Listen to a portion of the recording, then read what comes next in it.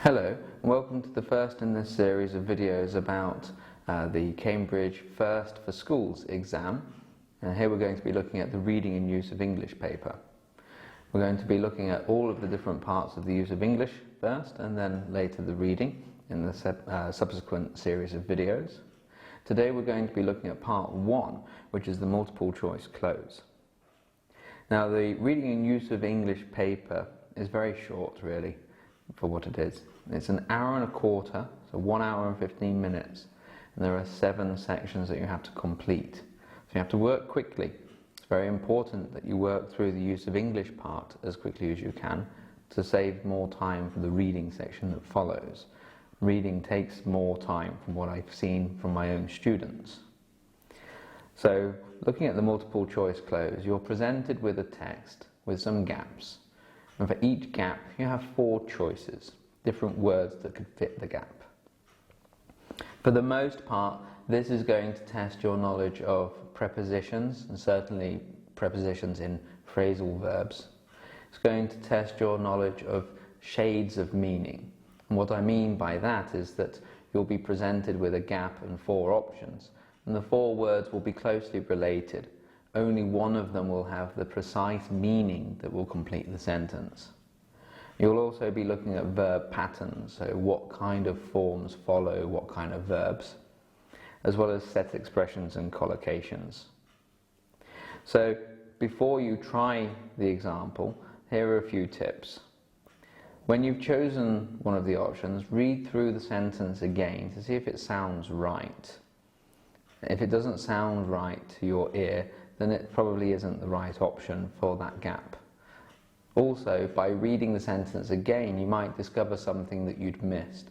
Maybe you hadn't noticed the preposition after the gap, and you've chosen the wrong verb to fill the phrasal verb. Perhaps you didn't notice that there was a word like but or however, which changes the meaning of the sentence, making it negative instead of positive. By reading it again, you can look out for these simple things. If the sentence seems too difficult to understand, try to take out some of the adjectives. These are often more difficult than they need to be, and if you just strip them away from the sentence, where their meaning is only for additional information, you might find that the sentence is a lot easier to understand, and you can find the right answer more quickly. Okay, so I'd like you to follow the link in the description underneath this video. You'll find a PDF there. And if you turn to page 21 in the PDF, so this isn't 21 in the document itself, but page 21 as Adobe Acrobat Reader would say, here you'll find the example that we're going to follow for the multiple choice cloze. So take about 10 minutes to do that, and then join me back here again for the second half of this video, where we'll go through and look at the answers, see where they came from, and see what tips and techniques we can learn from doing that. Okay, see you in a minute.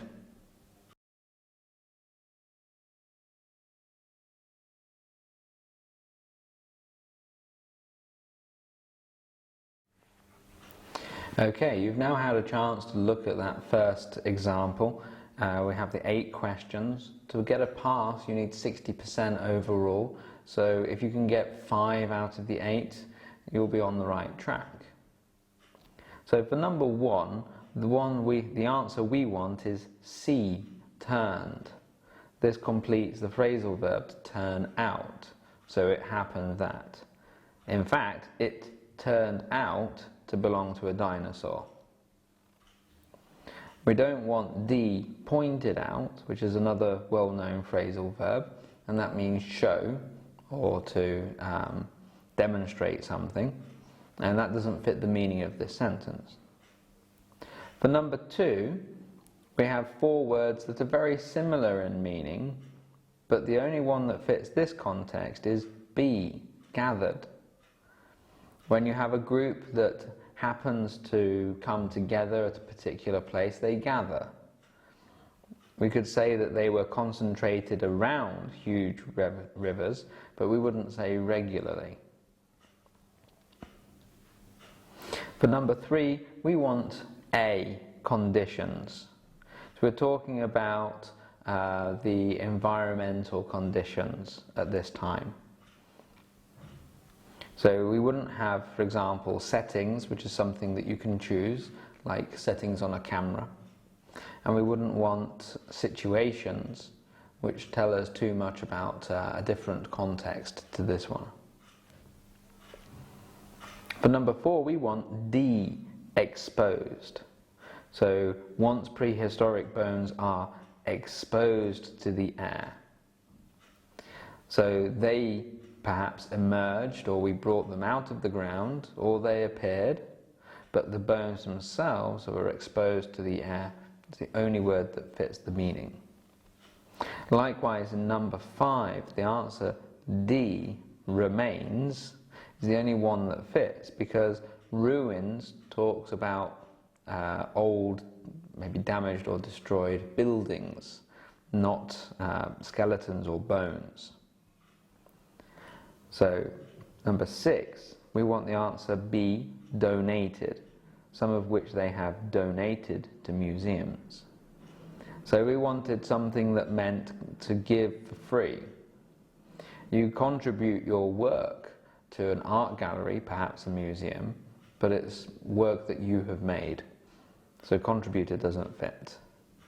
You award money or a prize to somebody, so D doesn't fit. Provided also means given, but it doesn't fit this context, because we want to say that they were given for free for educational use, and that fits the word donated. In 7, we want C, chance. The expression you might know is to stand a chance of doing something. Here, instead of saying stand a chance, they say stand much chance, but the meaning is really the same.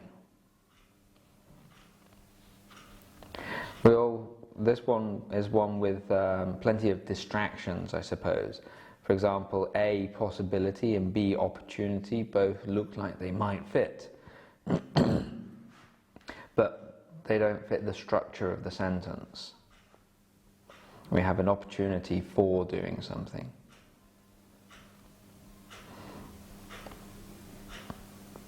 And then finally, for number 8, we want A, disapprove. And here we want something that's negative and that says that they don't think this is the right one. We could say criticize, but you don't criticize of something, you criticize something. So you could say some scientists criticize this policy, but we have of this policy. So the only word to fit is A, disapprove.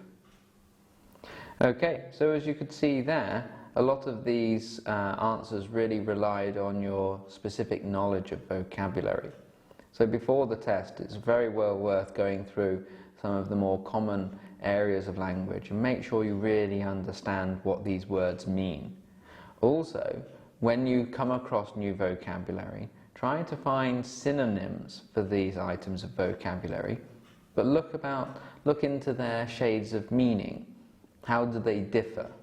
So for example, in sport, if you come across the word football pitch, it would be a good idea to see what other sports are played on, so that you might learn, for example, a tennis court or a basketball court. And then when you have a question that asks you to tell the difference, you'll know what that is. Okay, so in the next part, we'll be moving on to the open close. I hope you'll be coming back to join me for that very soon. Thank you.